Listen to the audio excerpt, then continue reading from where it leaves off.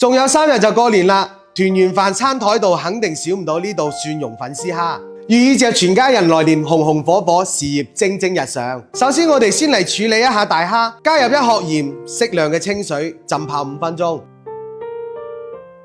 今日市場嘅大蝦又升價啦，要32蚊1斤，唔知道你哋嗰邊升價未呢？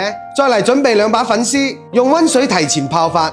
我哋先用鉸剪將蝦頭剪咗，然後用刀1分為2，好似咁樣就可以啦。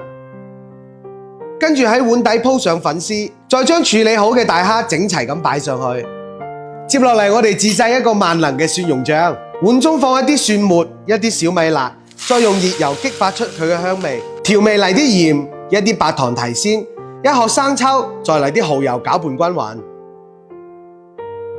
我每日都會分享簡單又健康嘅美食，如果你唔嫌棄嘅話，俾個小紅心支持一下，唔該晒大家。然後再均勻咁鋪喺大蝦上面。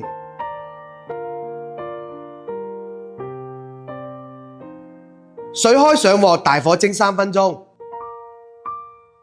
出鑊再嚟上1圈蒸魚豉油，灑上一啲迷人嘅小蔥花，再潑啲熱油激發出佢嘅香味。咁樣做嘅蒜蓉粉絲蝦，蒜香味十足。